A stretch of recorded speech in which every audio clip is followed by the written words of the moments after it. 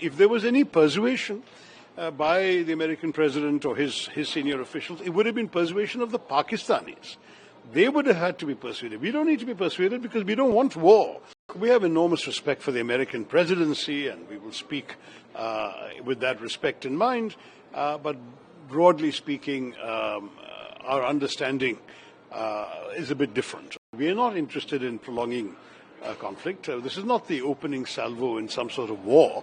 All it is retribution against the terrorists, period. So the US is important to us at all levels because, frankly, the Security Council, in a sense, is a small part of our relationship with the US, which is huge, whether it comes to trade, whether it comes to defense, whether it comes to intelligence sharing, whether it comes to our participation in the Quad, in the G20. There are just so many avenues in which we cooperate with the US, and then there is the phenomenally important Indian-American community, some 4 to 5 million people of Indian descent in America, who are the largest, most successful ethnic group when it comes to median income and so on. This is a very, very important community, and for us, we will do our very best, obviously, to get our message out to whoever in the US is prepared to listen. It's no accident that the Pakistanis have also sent a delegation abroad, but they're not going to as many countries as the Indian delegations are. They're focusing on what they consider a few key capitals, namely Washington, Brussels, London. That seems to be the thrust of the Pakistani effort. We have gone to all those capitals and more. But when I say we, I don't mean just me, all the other MP delegations.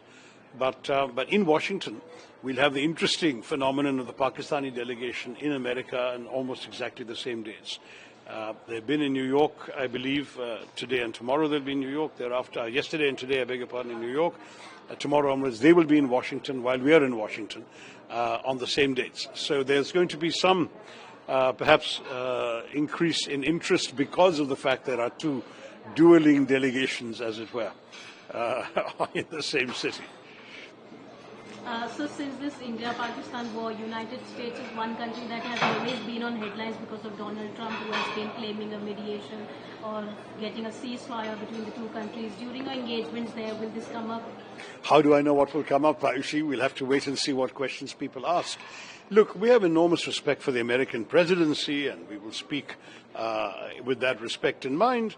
But broadly speaking, our understanding is a bit different. We had consistently said from the very beginning on May 7th that we are not interested in prolonging conflict. This is not the opening salvo in some sort of war. All it is retribution against the terrorists, period. If Pakistan had not reacted, we would not have reacted. That would have been the end of that. Pakistan chose to react with shelling, then we reacted to the Pakistan reaction. And throughout every day, the message was the same from India to everybody who would listen. If they hit, we'll hit. If they stop, we'll stop.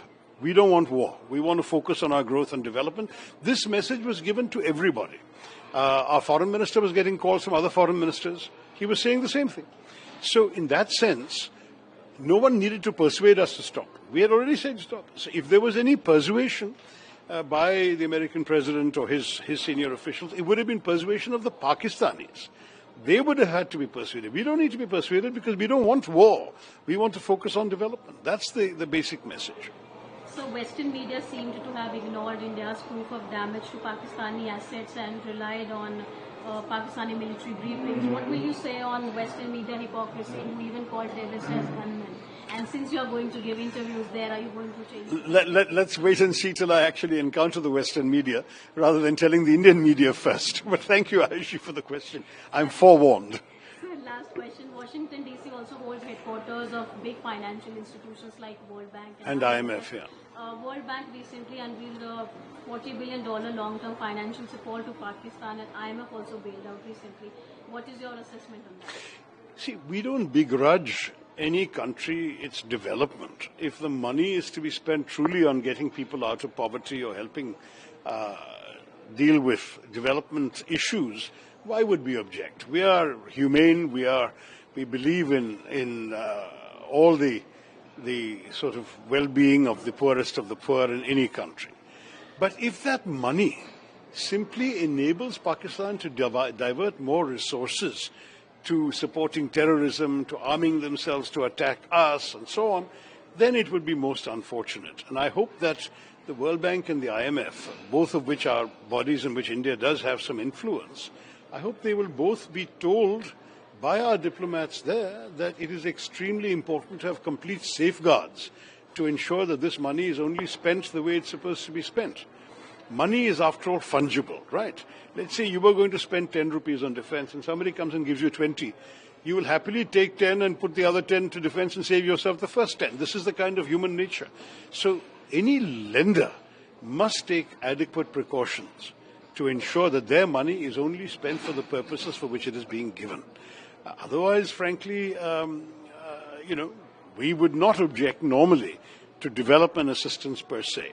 Our objection is to the misuse of financial freedoms made possible by this assistance. So there was also a terror attack in USA in border. What will you say on that? Well, we immediately reacted. As soon as we saw the reports, the delegation I consulted and I issued a tweet, which they've all retweeted, saying that we express shock and condemn the terrorist attack. We were relieved there was no loss of life. And we endorsed the Secretary of State's message, which is that he said terrorism has no place in our country, and that terrorism has no place in either his country or ours. When we don't believe that terrorism should have any place in any civilized nation. And that message is something we will underscore when we get to America. If you like this video, then like, share and subscribe to Mirror Now.